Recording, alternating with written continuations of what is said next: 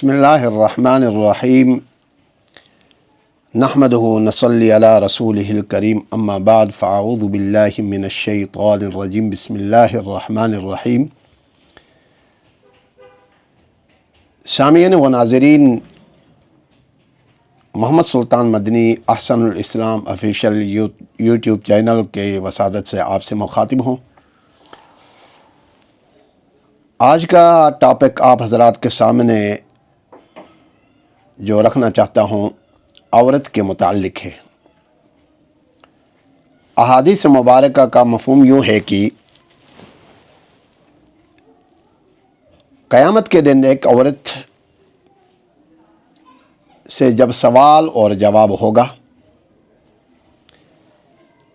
کہ جس نے اللہ تعالیٰ کی وحدانیت، اللہ تعالیٰ کے احکامات اور دین متین سے روگردانی کی ہو، آزاد منشا نظریات کی خواتین ہوں، تو ان سے جب سوال کیا جائے گا کہ آج تمہارے نام اعمال میں کوئی نیکی نہیں نظر آ رہی،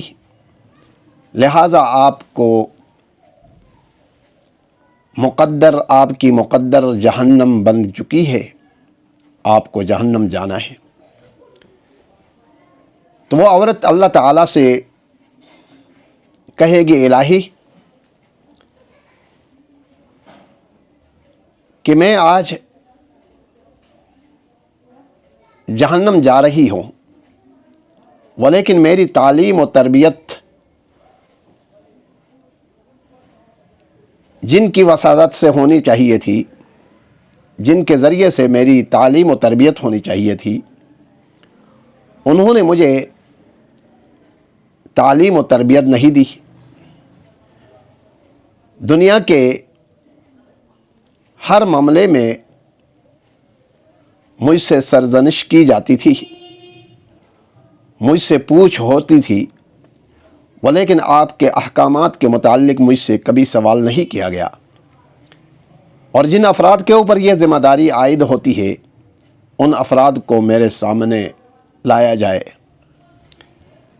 اور وہ عورت کہے گی کہ سب سے پہلے میرا والد ہے، جس والد کے سائے نیچے مجھے تعلیم و تربیت ملنی چاہیے تھی، لہٰذا انہوں نے میری تعلیم و تربیت نہیں کی۔ اس کے بعد میرا بھائی، اس کی ذمہ داری تھی کہ وہ مجھے تعلیم و تربیت دیتے۔ اس کے بعد میرا شوہر، جن کی ذمہ داری عائد ہوتی تھی کہ میری تعلیم و تربیت کرتے۔ اس کے بعد میرا بیٹا۔ یہ چار افراد جن کے ذمہ داری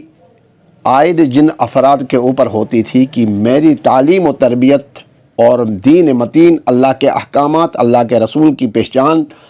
حلال اور حرام کی تخصیص، اخلاق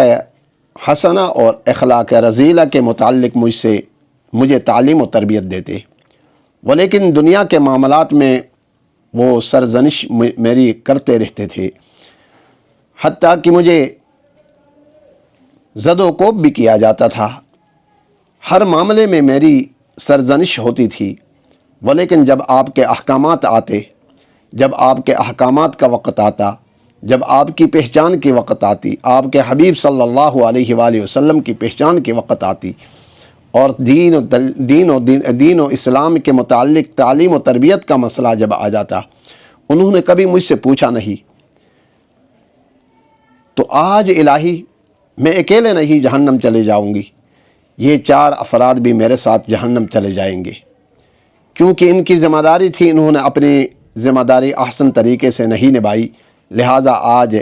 میرے ساتھ ان افراد کو بھی جہنم دہکیلا جائے۔